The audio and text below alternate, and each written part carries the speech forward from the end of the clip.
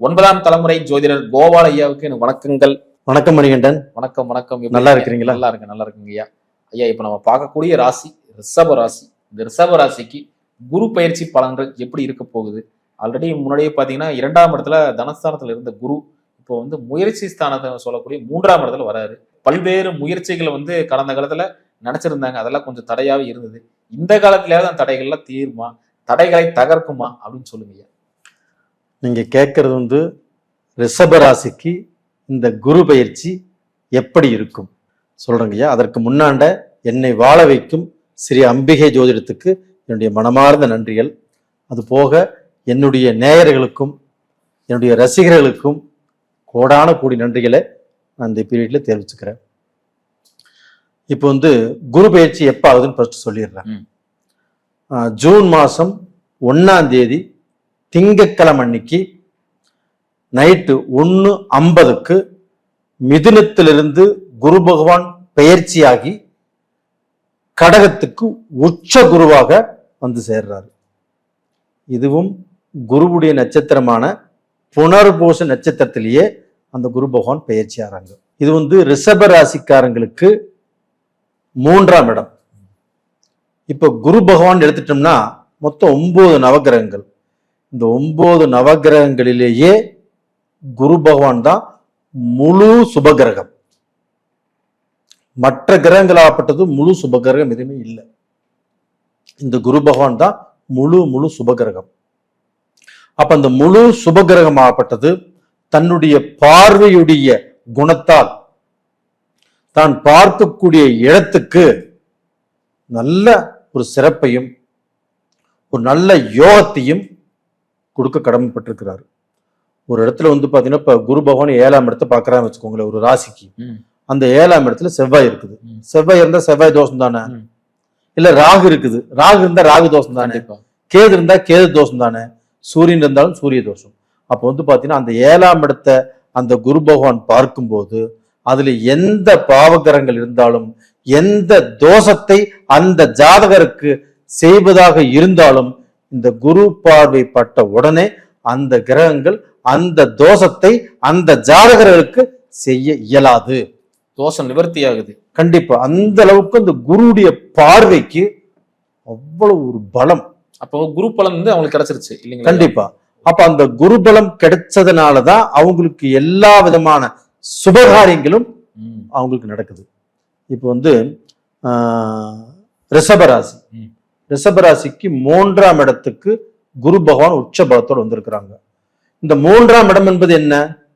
முயற்சி ஸ்தானம். முயற்சி ஸ்தானம். தான் எடுக்கக்கூடிய காரியங்கள் வெற்றி பெறுமா அப்படிங்கிறதா ஒரு கம்யூனிகேஷன்ஸ். இப்போ பாத்தீங்கன்னா ரிஷபராசிக்காரர்கள் கடந்த காலத்துல நிறைய முயற்சிகள் எடுத்து சில முயற்சிகள் பாத்தீங்கன்னா பிரேக் ஆகி சில முயற்சிகள் நடக்காமலும் சில மன வருத்தத்தோடு இருக்கிறாங்க. இப்ப இந்த பீரியட்ல இந்த குரு பகவான் பெயர்ச்சி இருக்கிறாருன்னா சும்மா இல்ல, உச்ச குரு. அப்ப அந்த பெயர்ச்சியை 3ஆம் இடத்துக்கு வந்திருக்கிறார் அப்படின்னா அந்த குருவால் இவங்களுக்கு 3ஆம் இடத்துடைய அந்த வலிமை அப்படின்னா நீங்க எந்த காரியத்தை வேணா நினைங்க, என்ன நினைச்சிட்டு போங்க. அந்த காரியம் நீங்க போகும்போது நினைச்சிட்டு போனீங்கன்னா வரும்போது அது சக்சஸோட தான் வருவீங்க. அப்படிங்கிற ஒரு காரிய வெற்றியை இந்த குரு பகவானுடைய பெயர்ச்சி கண்டிப்பாக கொடுக்கும் ரிஷபராசிக்காரங்களுக்கு. அது போக அந்த குரு பகவான் ஆப்பட்டது விருச்சக ராசியை பாக்குறாருங்களா? இது பாத்தீங்கன்னா 7ஆம் இடம் ரிஷபராசிக்காரங்களுக்கு. 7ஆம் இடம் என்பது ஜாதகத்தில் என்ன சொல்றோம்? நம்ம திருமண பாவம், கலஸ்தர ஸ்தானம். அப்ப அந்த கலஸ்தர ஸ்தானத்தையே உச்சமான குரு பகவான் அந்த விருச்சகத்தை பாக்குறாங்க. அப்போ இவங்க எல்லாத்துக்குமே நான் சொல்லக்கூடிய ஒரே ஒரு பதில் என்ன அப்படின்னா, சந்தோஷமாக இருங்க. உங்களுக்கு தடைப்பட்ட காரியங்கள் இப்ப நடக்கவிருக்கிறது. இப்போ ஒரு பையனை பெத்துட்டாங்க, ஒரு பொண்ணு பெத்துட்டாங்க. அந்த பொண்ணுக்கு 27 வருஷமாவது ஒன்னும் கல்யாணம் ஆகல, 30 வருஷமாவது ஒன்னும் கல்யாணம் ஆகல. எங்க மாப்பிள்ளை பார்த்தாலும் செட் ஆகல. அப்படியே மாப்பிள்ளை பார்த்து திருமணத்துக்கு நிச்சயம் பண்ணினாலும் அந்த நிச்சயம் பண்ண டேட் எல்லாமே நடக்காமல் தடுங்கலாகுது. இது ஒரு பெத்தவங்களுக்கு எவ்வளவு வருத்தம். பெத்தவங்களுக்கும் வருத்தம், பெத்தவங்களுக்கும் அவங்க தாத்தா பாட்டிக்கும் நம்முடைய பேரனுக்கு கல்யாணம் ஆகலையே, நம்ம பேத்திக்கு கல்யாணம் ஆகலையே, அவங்களுக்கு கல்யாணமே ஒரு பேரம்பேத்தியை பார்த்துட்டு நான் செத்து போயிட்டா கூட பரவாயில்லையே அப்படின்னு நினைக்கிறவங்க எத்தனை பேர் இன்னைக்கும் வேதனையில் இருக்கிறாங்க. அவங்க எல்லாத்துக்குமே இந்த 7ஆம் இடத்தை குரு பார்த்ததுனால கண்டிப்பாக நீங்கள் ஆசைப்பட்ட மாதிரியே உங்க பேத்திக்கு கண்டிப்பா கல்யாணம் நடக்கும், இல்ல உங்க பேரனுக்கு கண்டிப்பா கல்யாணம் நடக்கும். அப்படிப்பட்ட சூழ்நிலை இந்த வருடத்தில் கண்டிப்பாக ரிஷப ராசிக்காரங்களுக்கு நடந்தே தீரும். உச்ச குருடைய பார்வை கண்டிப்பாக வேஸ்ட் ஆகாது. உங்களோட இளைய சகோதரர்கிட்ட கருத்து வேறுபாடுலாம் இருந்துச்சு, இந்த காலகட்டத்தில் அதெல்லாம் கம்மியாகுமா? அதாவது இளைய சகோதரர்கிட்ட உங்களுக்கு கருத்து வேறுபாடு இருந்துச்சுன்னா இப்போ 9ஆம் இடத்தையும் குரு பகவான் பார்க்கிறாரு. அந்த 9ஆம் இடம் என்பது என்ன? பாக்கியஸ்தானம். அப்ப தன் குடும்பத்துல எந்த ஒரு கஷ்டமும் இல்லாமல், எந்த ஒரு போராட்டமும் இல்லாமல், எந்த ஒரு மன வருத்தத்தாலையும் உடன் பிறந்தவர்கள் பிரிந்து போகாமலையும், அப்போ உடன் பிறந்தவர்களுக்கு ஏதாவது மன கஷ்டம், மனஸ்தாபங்கள், அவங்கள்ட்ட நல்லா பேசிக்கிறது இல்லை, ஒரு நல்ல அண்டர்ஸ்டாண்டிங் இல்லாமல் இருந்தா கூட இந்த பீரியட்ல அவங்க எல்லாமே ஒன்று சேரக்கூடிய அளவுக்கு நல்ல திருப்தியாக அவங்க ஒரே வழியில் வந்து நல்ல ஃப்ரெண்ட்லியா அவங்க நடக்கக்கூடிய அளவுக்கு இந்த குரு பகவானுடைய பயிற்சி அவங்களை உருவாக்கும். இவங்களுக்கு பிரச்சனை என்னன்னா, மறைமுக எதிரிகள் கூடவே இருந்து குளிப்பறிக்கிறாங்க, நல்லா பேசுறாங்க, முதுகு பின்னாடி போய் அங்க போய் நம்மளோட குறை நிறையெல்லாம் சொல்றாங்க, யாரை நம்புறதுன்னே தெரியல அப்படின்னு நினைக்கக்கூடிய ரிஷபராசி நேயர்கள், இவங்களுக்கு என்ன சொல்ல வரீங்க? ரிஷபராசிக்காரங்க வந்து எப்பவுமே தான் ஒரு காரியத்தை சாதிக்கும்னு நினைச்சாங்கன்னா அதுல ரொம்ப கெட்டியா இருப்பாங்க. அந்த காரியத்தை சாதிக்கிற வரைக்கும் அவங்க ஓய மாட்டாங்க. அது மாதிரி பிடிவாத குணம் படைத்தவர்கள், அது மாதிரி வந்து பாத்தீங்கன்னா ஒரு காரியத்துல ரொம்ப ஸ்ட்ராங்கா இருக்கிறவங்க. அவங்களுக்கு வந்து எதிரிகள் அப்படிங்கிறது உருவாயிட்டே இருப்பாங்க. நல்ல ஃப்ரெண்டா இருப்பாங்க, கொஞ்ச காலம் கழிச்சு அந்த ஃப்ரெண்டே எதிரியாயிருவாங்க. இல்லை நல்லா பழகிட்டு இருப்பாங்க, அவங்களே துரோகி ஆயிருவாங்க. இது வந்து பாத்தீங்கன்னா ரிஷப ராசிக்காரங்களுக்கு கண்டிப்பாக அவங்க கண்ணுக்கு முன்னாடியே நடக்கக்கூடிய விஷயங்கள். அப்ப நான் யாருக்கு என்ன துரோகம் பண்ணேன், நான் யாருக்கு என்ன கஷ்டத்தை கொடுத்தேன், எனக்கு மட்டும் ஏன் இது மாதிரி நடக்குது அப்படின்னு சொல்லாத ரிஷபராசிக்காரரே இல்லை. அது மாதிரி சொல்லி வேதனைப்படாத ரிஷபராசிக்காரரே இல்லை. அப்படிப்பட்டவர்களுக்கு இந்த பீரியடில் அந்த 9ஆம் இடத்தை, பாக்கியஸ்தானத்தை, மகரத்தை குரு பார்க்கறாங்க. மகரம் யாருடைய வீடு? சனி பகவான். அந்த சனி பகவான் ரிஷபராசிக்காரங்களுக்கு என்ன ஆறாங்க? அதீத நட்பு கிரகம். அந்த சுக்கிர பகவானும் சனி பகவானும் நட்பு கிரகங்கள். அப்ப அந்த நட்பு கிரகத்துடைய வீட்டை அந்த குரு பார்த்தும், அது போக 5, 7, 7, 9, 11ஆம் இடத்தை அந்த மேனத்தை குரு பார்க்கறாங்க. அங்க யார் இருக்கிறாங்க? சனி பகவான் இருக்கிறாங்க. அந்த சனி பகவானையே குரு பார்க்கிறாருங்களா? அப்போ வந்து அந்த சனி பகவான்ங்கிறது இந்த ரிஷபராசிக்காரங்களுக்கு ரொம்ப அதீதமான நட்பு கிரகம் இல்லையா? அந்த சனி பகவானையும் குரு பார்த்ததுனால கண்டிப்பாக இவர்களுக்கு அந்த எதிர்ப்புகள், எதிரிகள், துரோகிகள் இவங்க கண்ணுக்கு தெரிவாங்க. இந்த பீரியட்ல யாராவது அவங்க துரோகம் பண்ணோம்னு நினைச்சாங்கன்னா, துரோகம் பண்ணோம்னு நினைச்சவங்க மாட்டிக்குவாங்க. நீங்க சொல்றது முகமூடி கிளிய போகுது. கண்டிப்பா அவங்க முகமூடி கண்டிப்பா கிளியும். அப்ப எதிரிகள் யாராக இருந்தாலும் இவங்களுக்கு தெரிஞ்சு போயிடும். இவங்களுக்கு வந்து பாத்தீங்கன்னா ஒருத்தரை நம்புறாங்க, அவங்க நம்பினவங்களே இவங்களுக்கு துரோகம் செய்யறாங்கன்னா அதை முன்கூட்டியே தெரிஞ்சுக்குவாங்க இந்த ரிஷபராசிக்காரங்க. அது மாதிரியான ஒரு டைம் இப்ப வந்திருக்குது. இப்ப வந்து பாத்தீங்கன்னா இவங்க வந்து யாரையுமே அதிகமா நம்ப வேண்டியது இல்லை. அப்படி நம்பினவங்கனால பிரச்சனை வருதுன்னா முன்கூட்டியே தெரிஞ்சு போயிடும், அதுல இருந்து விலகிக்குவாங்க. அப்போ வந்து இப்போ எதிர்ப்போ, போட்டியோ, பொறாமையோ ரிஷபராசிக்காரங்களை பாதிக்காது. ஐயா, ஆரோக்கியம் எப்படிங்க இருக்கு? கண்டிப்பா வந்து பாத்தீங்கன்னா இந்த ரிஷபராசிக்காரங்களுக்கு உள்ளம் நல்லது, நல்லா பேசுவாங்க, நல்லா அழகா இருப்பாங்க. இவங்க வந்து பாத்தீங்கன்னா இவங்களை பார்த்தா ரசிக்கிற மாதிரி இருக்கும். அப்படிப்பட்டவங்களுக்கு உடல்ல சில பிணிப்படைகள் இருக்கும். இந்த வயிற்றுக்கு கீழே பிரச்சனை, அது போக வந்து பாத்தீங்கன்னா பின்னாண்ட முதுகு தண்டு, இந்த மாதிரி பிரச்சனைகள் இவங்களுக்கு வந்துட்டே இருக்கும். அப்ப இந்த மாதிரி பிரச்சனைகள் வருது அப்படின்னா இந்த பீரியட்ல ஒரு மருத்துவம் பார்க்கலாம், ஒரு டாக்டரை பார்த்து அந்த வைத்தியம் இவங்களுக்கு ஒத்து வரும். இல்லைன்னா வந்து நல்ல மருத்துவரை பார்க்கக்கூடிய வாய்ப்புகள் இந்த பீரியட்ல கிடைக்கும். அப்ப எந்த பிணிப்பீடைகள் இருந்தாலும் இந்த காலகட்டத்துல தன்னை விட்டு விலகி போகக்கூடிய அளவுக்கு, தனக்கு மருத்துவம் பார்த்தாலும் குணமாகக்கூடிய அளவுக்கு இது வந்து ஒரு அற்புதமான டைம், ஒரு அட்டகாசமான டைம். ஏன்னா குருடைய பார்வை, குரு கெட்டவங்கன்னு சொல்றாங்க ரிஷபராசிக்காரங்க, ஆனா குருடைய பார்வை படக்கூடிய இடங்கள் இவங்களுக்கு நல்லா இருக்கும். இவங்களுக்கு தொழில் எப்படி இருக்க போகுது? இவங்களுக்கு வந்து பாத்தீங்கன்னா சனி பகவான் தான் ஒருத்தர் நல்லா இருக்கணும், ஒருத்தருக்கு நல்ல தொழில் அமையணும், அந்த தொழில்ல விஐபி ஆகணும், இல்ல தொழில்ல இந்த நாட்டுக்கு அந்த நாட்டுக்கு சம்பந்தமுடைய தொழில் பண்ணணும், இதுல எல்லாம் பெரிய லெவல்ல வரணும், பெரும் பணத்தை சம்பாதிக்கணும் அப்படின்னாலும் சனி பகவானுடைய அனுகிரகம் கண்டிப்பாக தேவை. ஆனா இவங்களுக்கு பாக்கியாதிபதியா வராரு இல்லைங்களா ஐயா யாருங்க? சனி பகவான். கண்டிப்பா இவங்களுக்கு வந்து பாக்கியாதிபதி தான் சனி பகவான். ஆனா இருந்தாலும் இப்ப குரு பார்வை இருக்கிறதுனால அவன் செய்யற கடமைப்பட்டவராக. கண்டிப்பா அதே சமயத்திலே ஒரு மனிதனுடைய ஜாதகத்தில் இந்த சனி பகவான் அப்படிங்கிறவங்க நல்லா இருக்கணும். அந்த சனி பகவான்ங்கிறது எப்படி? தொழில்காரகன். எந்த ஒரு மனிதனாக இருந்தாலும் ஏதாவது ஒரு தொழில் செஞ்சுதானே ஆகணும், அவன் குடும்பத்தை காப்பாற்றணும்னா ஏதாவது தொழில் செஞ்சேதானே ஆகணும். அப்ப அந்த தொழிலுக்கு காரகன் யாரு? சனி பகவான். அவரு 11ல போய் உட்காந்துட்டாரு. அவர் வந்து இப்ப 11ல இருக்கிறாரு. இவங்களுக்கு வந்து 9ஆம் இடத்து அதிபதி அந்த 11ஆம் இடத்துல லாபஸ்தானத்துல இருந்து இவர்களை வாழ வைப்பார். அப்ப இவங்க வந்து யார் எந்த தொழில் செஞ்சுட்டு இருந்தாலுமே அந்த தொழிலுக்கு தகுந்த பணத்தை கொடுப்பாரு. அது போக இப்போ அதே சனி பகவான குரு பகவானும் பார்க்கிறார். அப்ப அந்த சனி பகவான குரு பகவான் பார்க்கும்போது ரிஷப ராசிக்காரர்களுக்கு இந்த தொழில் பிரச்சனையே இந்த பீரியட்ல இருக்காது. அப்ப இதற்கு முன்னாண்ட வேணா அவங்க தொழில் செஞ்சு நஷ்டமாயிருக்கலாம், அடுத்தவங்களை நம்பி மோசம் போயிருக்கலாம், இன்னைக்கு பார்ட்னர் சம்பந்தப்பட்ட தொழில் செஞ்சிருக்கலாம், அதுலயுமே திருப்தி இல்லை.